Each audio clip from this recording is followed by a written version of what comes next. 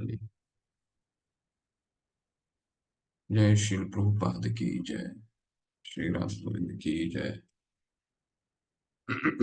तो 9 से 14 तक हमने अभी तक पिछले सत्र में आज आज का सत्र 9, 10 और 11 एक बहुत दो बहुत महत्वपूर्ण विषय पे चर्चा होगा। कि किस पे चर्चा है? विद्या किसको कहते हैं, अविद्या किसको कहते हैं। और बहुत मैं इसको ध्यान से सुनिएगा।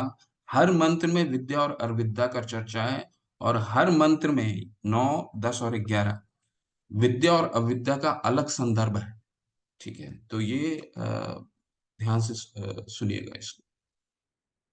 तो 9 से 11 तक क्या चर्चा है? ज्ञान की दृष्टि से ज्ञान की दृष्टि पे चर्चा होगी। 12 से 14 पूजा के संदर्भ में चर्चा होगा। मंत्र 9 से 11 ने ज्ञान और अविद्या की तुलना की है, और प्रत्येक के अनुयायियों के लिए संबंधित गंतव्य क्या है। कहने का मतलब है 9 से 11 में जिसको हम विद्या बोलते हैं, उसको शास्त्र क्या कहता है ये हम समझने, शास्त्रों के अनुसार हम समझने का प्रयास करेंगे। विद्या क्या है, अविद्या क्या है। ठीक है। मंत्र 9 में दो प्रकार के लोगों की चर्चा की गई है, जिसका हम अध्ययन करेंगे आज। पहला क्या है? जिन्हें कृष्ण का ज्ञान नहीं है, उन्हें क्या कहा जाता है? और वे जो केवल अज्ञानी हैं और जो भौतिक विद्वता के अनुयायी हैं, वैसे अंत ज्ञान मानते हैं।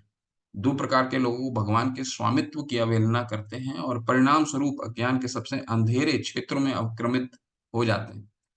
मंत्र 9 में अज्ञान और मिथ्या ज्ञान की खेती के परिणामों का वर्णन किया गया है। ठीक है, तो ये 9वां में अविद्या किसको कहा गया है, 10वां में अविद्या किसको कहा गया है, और 11वें में अविद्या क्या क्या संदर्भ है, ये हमें समझने बहुत जरूरी है। ठीक, चलिए 9वां मंत्र शुरू करते हैं। अंधम तमः प्रविशन्ति ये अविद्याम उपासते। ये अविद्या है। ठीक है, अविद्याम उपासते, उपासते का क्या मतलब है? पूजा करना, आराधना करना। अंधम तमः प्रविशन्ति ये अविद्याम उपासते, ततो भूय इव ते तमो ये यु विद्यायाम रता। अंधम यानी निपट अज्ञान, तमह यानी अंधेरा, प्रविशन्ति यानी प्रवेश करता है, ये यानी जो, अविद्याम यानी अविद्या की, उपासते यानी पूजा करते हैं, तथा उसे, भूय और अधिक, इव यानी सदृश, ते यानी वे, तमह यानी अंधकार, ये यानी जो, उ यानी भी, विद्यमान, विद्यायाम यानी ज्ञान के अनुशीलन में, रता यानी लगे हुए। एक एक शब्द बहुत महत्वपूर्ण है इस मंत्र का। अंधम मतलब क्या हुआ? अंधेरा। और अविद्याम उपासते, जो अविद्या की पूजा करता है। अंधम प्रविशन्ति, अंधेरे में प्रवेश करता है। ये अंधेर क्या है वो हम समझेंगे। अनुवाद क्या है? श्रील प्रभुपाद की जय। जो लोग अविद्यापूर्ण कार्यकलापों के अनुशीलन में लगे हुए हैं, वे अज्ञान के गहनतम क्षेत्र में प्रवेश करेंगे। इनमें से भी निकृष्ट वे हैं जो तथाकथित ज्ञान की अनुशीलन में लगे हुए। तो यहाँ पे अज्ञान की चर्चा हुई है, सिर्फ और सिर्फ अज्ञान की, और अविद्या की चर्चा हुई है, और दो अज्ञानियों का संदर्भ की तुलना किया गया है। अज्ञानी कौन कौन है? एक वो जो निपट, जिसको कोई मालूम नहीं है कुछ भी, भगवान कौन है, उनका जन्म, इस मनुष्य का जन्म क्यों हुआ है, ठीक है, कुछ नहीं मालूम है, वो एक अज्ञान हो गया। ठीक है। दूसरा अज्ञानी कौन है? यहाँ पे चर्चा किसका बारे में है? जो तथाकथित ज्ञान की अनुशीलन में लगे हुए हैं, जो ये समझ रहे हैं कि जो इसका चर्चा कहाँ हुआ है? 7वें अध्याय में, भगवत गीता के 7वें अध्याय में चर्चा हुआ है। उस चर्चा, वो कौन सा श्लोक है जिसमें ये बताया जाता है कि 4 प्रकार के लोग भगवान की शरण ग्रहण नहीं करते। वो हैंड रेस करिए, वो बताइए वो कौन प्रकार के लोग हैं जो, 4 प्रकार के लोग हैं जो भगवान के शरण ग्रहण नहीं करते। भगवान ने उसमें चर्चा किया है, 4 प्रकार के लोग मेरी शरण ग्रहण करते हैं और 4 प्रकार के लोग मेरी शरण ग्रहण नहीं करते। जो उसमें भगवान से ईर्ष्या करते हैं। माता जी हैंड रेस कीजिए, इसके बाद फिर चर्चा करेंगे।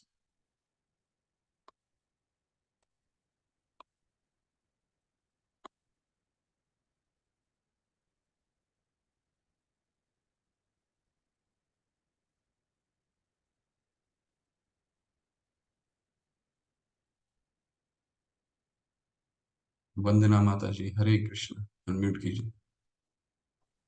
हरे कृष्णा प्रभु जी, दंडवत प्रणाम। हम्म, जो शरण ग्रहण नहीं करते हैं वो है मूढ़, और मूढ़, नास्तिक, नराधम, माया प्रज्ञाना और असुर।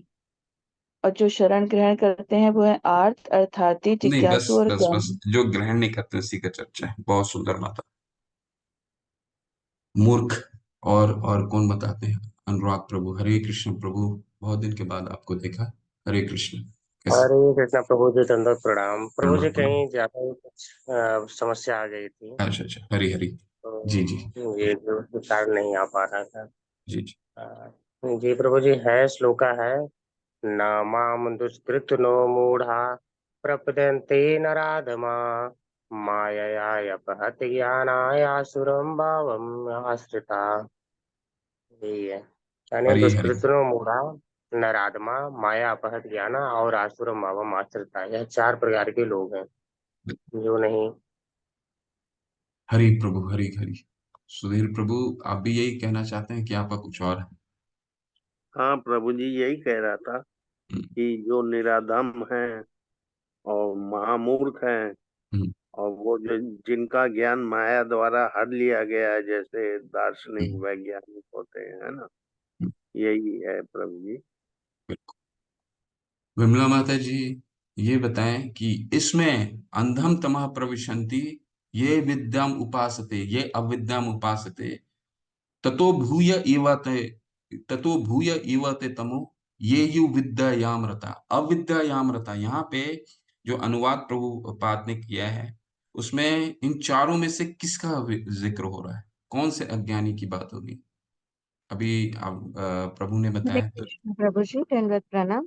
धन्यवाद, प्रणाम। हाँ, यहाँ अविद्या मतलब कि जिसको ये ज्ञान नहीं है कि हम शरीर नहीं है, आत्मा है।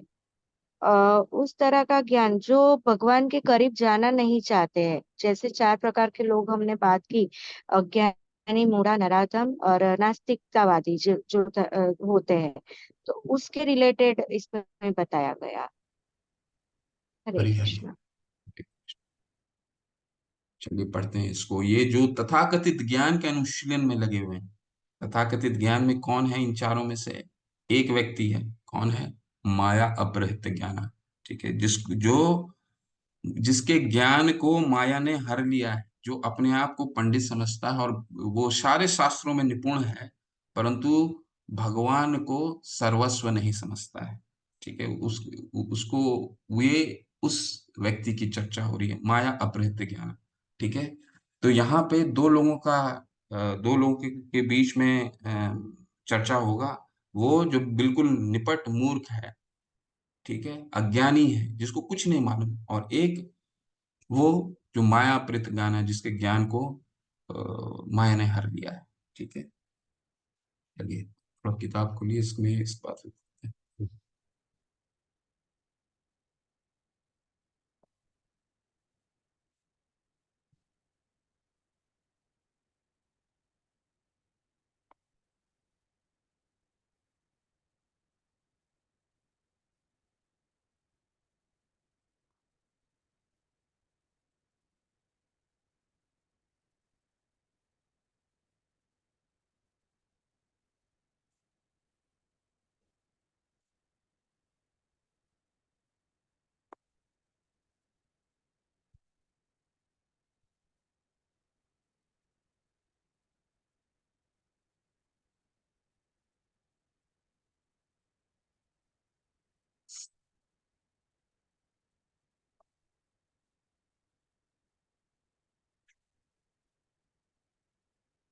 हैंड रेस करके पढ़ सकते हैं आप लोग।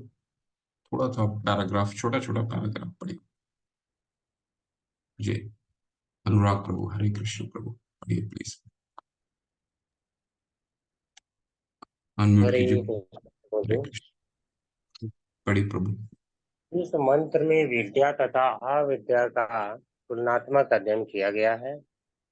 अविद्या अर्थात अज्ञान निसंदेह घातक है, लेकिन विद्या उससे भी अधिक घातक होती है यदि वह पथभ्रष्ट हो। श्री ईशोपनिषद का यह मंत्र विगत काल की अपेक्षा आज अधिक प्रासंगिक है। आधुनिक सभ्यता जन शिक्षा के क्षेत्र में काफी आगे बढ़ गई है, लेकिन इसका परिणाम यह है कि लोग पहले से अधिक दुखी हैं, क्योंकि जीवन की सर्वाधिक महत्वपूर्ण अंग अर्थात आध्यात्मिक पहलू को छोड़कर भौतिक प्रगति पर अधिक बल दिया जा रहा है। हरे हरे कृष्ण प्रभु जी। हरे कृष्ण। ये कौन सा दो अविद्याओं दो अविद्या दो अज्ञानियों के बीच में चर्चा है? ये पहला अज्ञानी का चर्चा है। ये कौन है? आहार निद्रा भय मैथुनम च समन्यम एतत् पशुभिः नराणाम् धर्म ही तेषाम् अधिक विशेषो धर्मे न हीना पशु भी नराणाम। आहार निद्रा भय मैथुन, ये चार चीजों में जो लगा हुआ है, ये वो अज्ञानी की बात हो रही है। ठीक है, जिसको जीवन का एक ही उद्देश्य है, खाना, आहार, निद्रा, भय और मैथुना। ठीक है, ये चार चीज है। समन्वयम एततु एतत् पशु भी नारायणम, ये पशु के समान, पशु भी ये चार चीजें करते हैं। तो मनुष्य और पशु को क्या भेद कौन क्या चीज कराता है? धर्म ही तेषम अधिक विशेष हो, तेषम अधिक विशेष हो, विशेष है जो इन दोनों को भेद कराता है। धर्म और धर्म जो है वो पशु और मनुष्य को भेद कराता है। धर्मे न ही ना पशु भी समान, अगर धर्म नहीं है, म्यूट करके रखिए, अगर धर्म नहीं है तो पशु के समान है, पशु भी समान है। तो ये उन व्यक्तियों के बारे में चर्चा हो रही है जो आहार निद्रा भय मैथुनम च मूर्ख, न प्रपदन्ते नारात्मा न माया न माम दुष्कृतनो मूढ़ा। मूढ़ा जो अगर आप तात्पर्य में पढ़ेंगे 7वें अध्याय का तात्पर्य में, तो प्रभुपाद जी उस मूर्ख का पूर्ण विशेषण बतलाते हैं। वो मूर्ख कौन है? जो सुबह से लेकर के शाम तक अपनी जीविका उपार्जन के लिए समय व्यर्थ कर रहा है। ठीक है, और जीवन के उद्देश्य को नहीं समझ रहा है। ठीक है, हम जब 13वें अध्याय में पढ़ते हैं तो 13वें अध्याय में भगवान ने प्रभुपाद ने ब्रह्म पुंज के बारे में बताया है 13वें अध्याय में। ठीक है, ब्रह्म पुंज में 5 ऐसे तत्व हैं। कौन कौन से तत्व था? पहला कौन सा तत्व है? पहला तत्व है भगवान किस रूप में आते हैं? भौतिक प्रकट होते हैं, अन्नमय रूप। ठीक है, इसके बाद प्राणमयी, ज्ञानमयी। तो ये जो पहला 3 है, ये पशु भी करते हैं, मनुष्य भी करता है। तो ये अ, उस अज्ञानी की बात कर रहे हैं जो इन अपने आप को सिर्फ इन तीन चीजों में लगा के रखा है। ठीक है, ये जीवन का उद्देश्य यही है।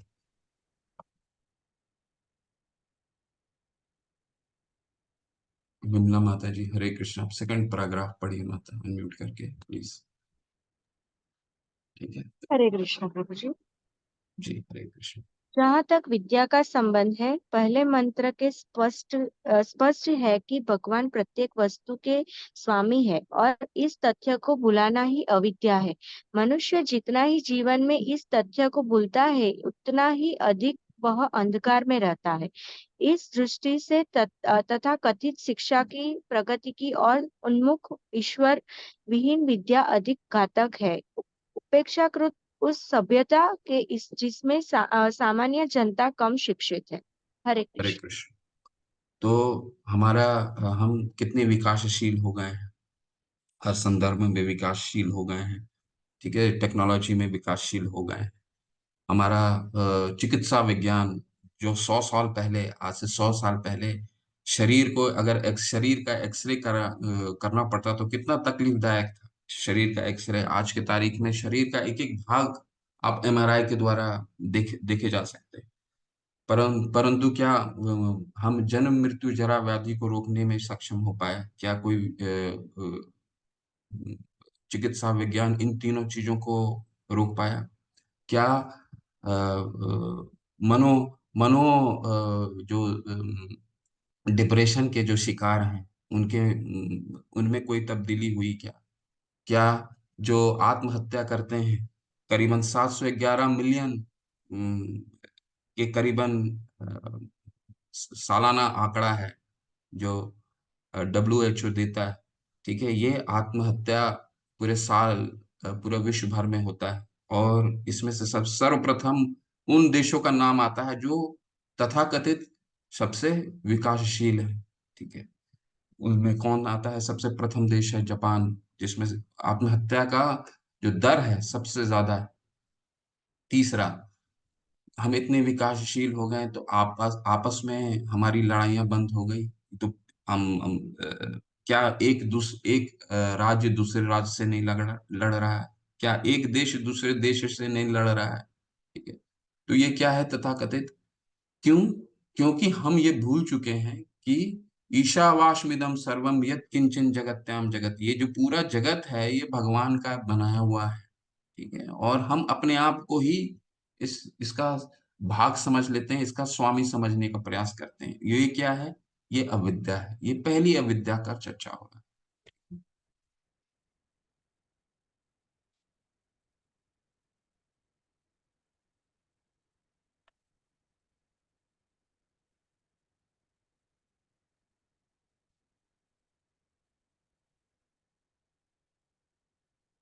तो दूसरा दूसरा अविद्या कौन सा है? माया प्रत्यज्ञान। इस तात्पर्य को कोई पढ़े।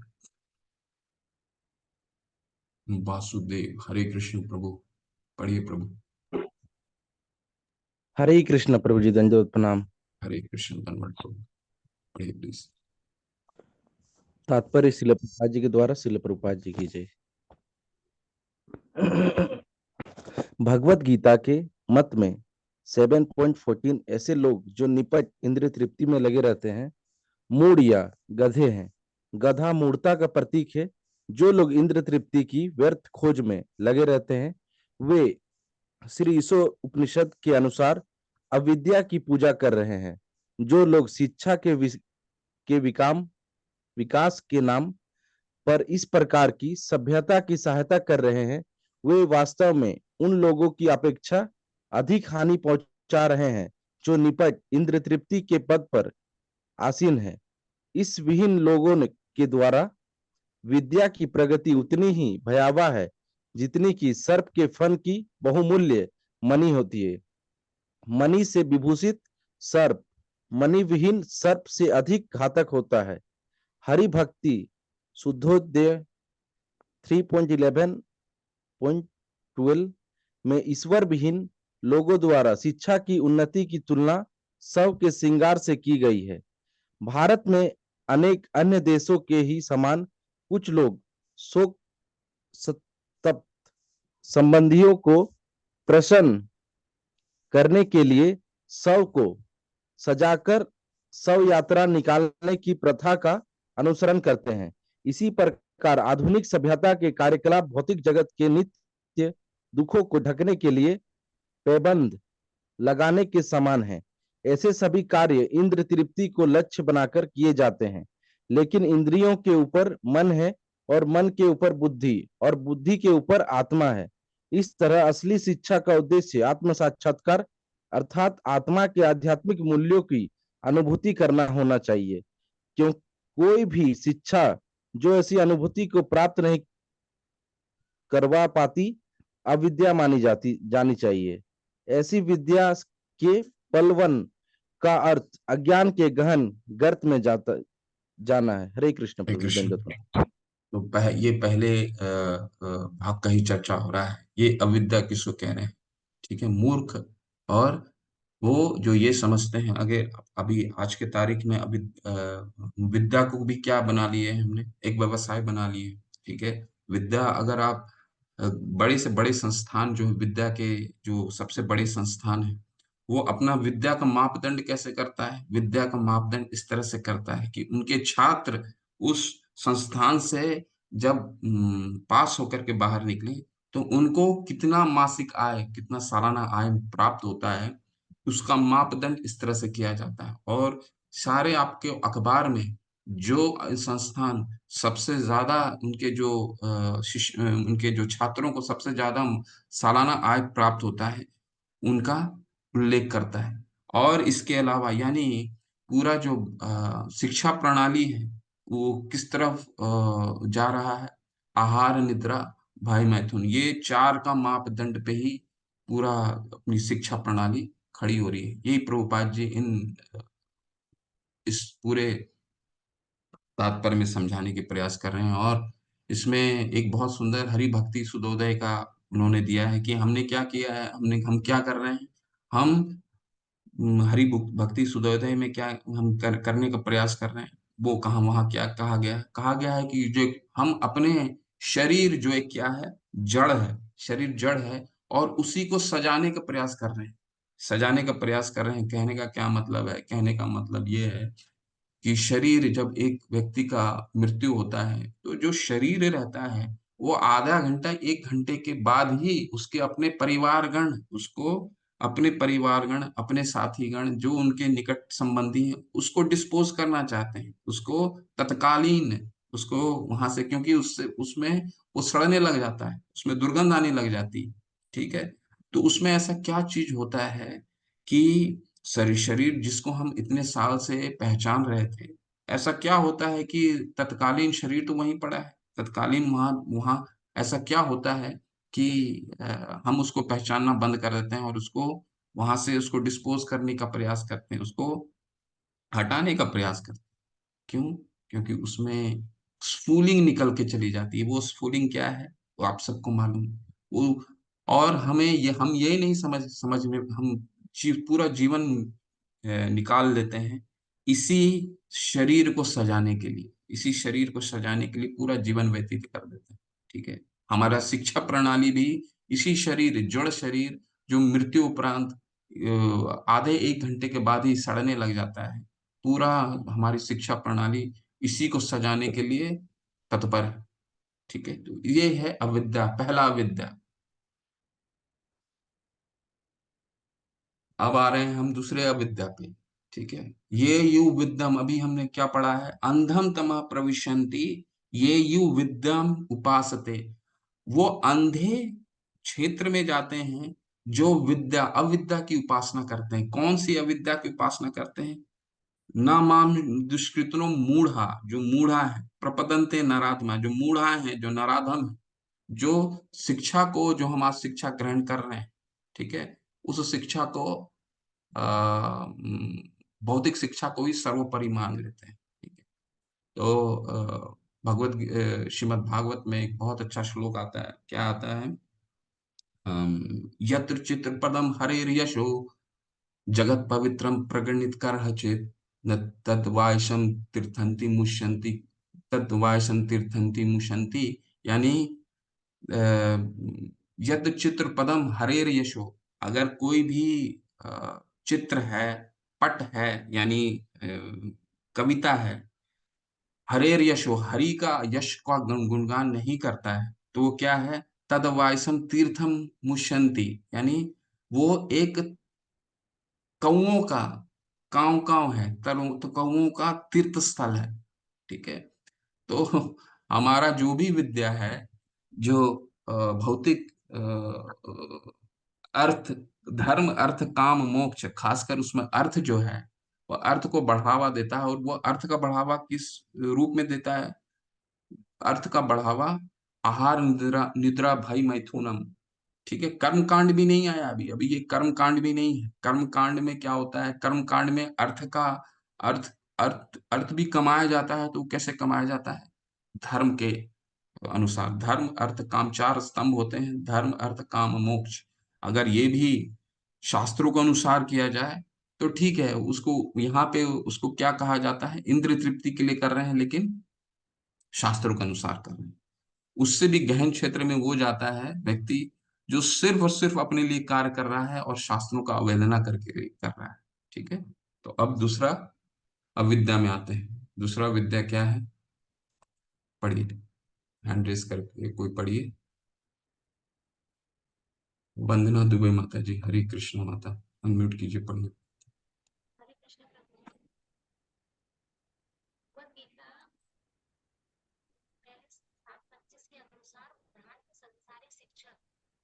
आपकी आवाज नहीं आ रही माता, थोड़ा साउंड लेके आइए।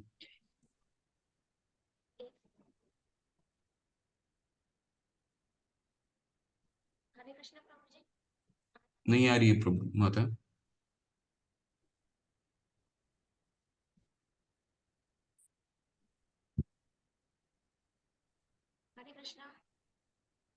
ठीक है, आप बाद में पढ़िए माता, आपका वॉइस नहीं आ रहा है। डॉक्टर राखी माता प्लीज अनम्यूट करके पढ़िए माता। हरे कृष्ण प्रभु जी। हरे कृष्ण। भगवत गीता 2.42 एंड 7.15 के अनुसार भ्रांत संसारी शिक्षक वेद वादरत तथा माया या अपहृत ज्ञान के रूपों में जाने जाते हैं। वे नास्तिक, असुर, नराधम भी हो सकते हैं। जो लोग वेद वादरत हैं वे अपने आप को वैदिक साहित्य में प्रकांड विद्वान दर्शाते हैं, लेकिन दुर्भाग्यवश वे वेदों के लक्ष्य से पूर्णतया विपत रहते हैं। भगवत गीता 15.15 में कहा गया है कि वेदों का लक्ष्य तो भगवान को जानना है, लेकिन ये वेद वादरत लोग भगवान में बिल्कुल रुचि नहीं लेते। इसके विपरीत वे स्वर्ग की प्राप्ति जैसे सकाम कर्मों के प्रति मोहित रहते हैं। हरे कृष्ण सर। अगला पैराग्राफ भी पढ़ लीजिए माता। जैसा कि मंत्र 1 में कहा गया है, हमें यह जानना चाहिए कि भगवान हर वस्तु के स्वामी हैं और हमें जीवन की आवश्यकताओं के लिए प्राप्त नियत अंश से संतुष्ट होना चाहिए। समस्त वैदिक साहित्य का उद्देश्य भुलक्कड़ जीव में इस भगवत चेतना को जागृत करना है, और यही लक्ष्य विविध प्रकार से संसार के विभिन्न शास्त्रों में मूर्ख मानव जाति के समझने के लिए प्रस्तुत किया गया है। वस्तुतः इन सारे धर्मों का चरम लक्ष्य है मनुष्य को भगवत धाम वापस ले जाना। हरे कृष्ण। हरे कृष्ण। तो अब दूसरा अविद्या का चर्चा हो रहा है। पहला वाले तो अंधे में चले गए, अंधे अंधम तम प्रविशन्ति ये यु विद्यम उपासते ततो भूय इव ते तमो ये यु विद्यम विद्यायाम रता। अब वो, लेकिन उनसे भी गहन क्षेत्र में वो जाते हैं जो माया अपहृत ज्ञाना है। क्यों ऐसा है? माया अपहृत ज्ञाना, माया अपहृत ज्ञाना को उनसे क्यों उनका स्तर इनसे नीचे क्यों कहा गया है? क्यों? क्योंकि ये जान बूझ करके ये शास्त्रों को पढ़ लेते हैं और ये नहीं समझ पाते कि शास्त्रों का उद्देश्य क्या है। शास्त्रों का उद्देश्य 15-15 में क्या बताया गया, अगर किसी को स्मरण है तो ये श्लोक अनम्यूट करके इसको गा सकते हैं। 15-15 का क्या श्लोक है, बहुत इन सब श्लोकों को स्मरण कर लीजिए, ये बहुत अच्छे श्लोक हैं। और ये प्रभुपाद जी अपने कई तात्पर्यों में इन श्लोकों को कोट करते हैं। ठीक है, वेदों का उद्देश्य क्या है, तो 15-15 पूर्ण रूप से आपको बताएगा भगवत गीता में कि वेदों का उद्देश्य क्या है। कौन बताना चाहेंगे? कौन उसको उच्चारण करेंगे इसका? ओम प्रकाश मनेरिया प्रभु जी। प्रभु हरे कृष्णा प्रभु जी, दंडवत प्रणाम। हरे शिल प्रपात की जय। शिल प्रपात द्वारा तात्पर्य, जैसा कि मंत्र 1 में कहा जा चुका है, हमें नहीं यह नहीं जानना। प्रभु मैं अभी 15-15 जो श्लोक का वर्णन आया है, अगर आपको स्मरण है तो वो मैं अभी बोला था आपको बोलने की। स्मरण है आपको? चलिए ठीक है। अनुराग प्रभु हरे कृष्ण, बोलिए प्रभु। हरे कृष्ण प्रभु जी। सर्वस्य चाहं हृदि सन्निविष्टो मत्तः स्मृति ज्ञानमपोहनं च वेदैश्च सर्वैरहमेव वेद्यो वेदान्तकृत वेदवितेव चाहम्। हरे वाह, कृष्ण प्रभु। हरे कृष्ण, हरि बोल, बहुत सुंदर।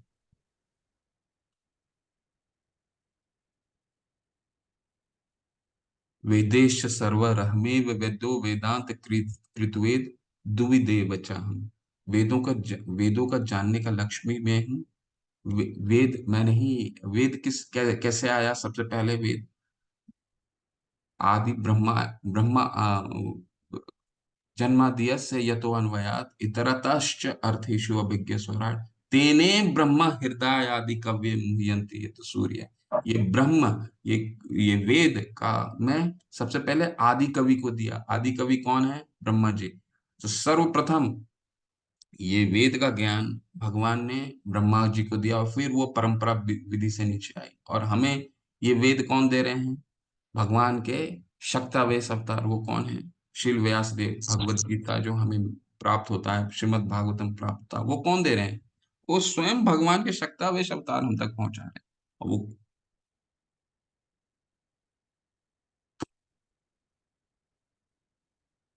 हरे कृष्ण। हम्म।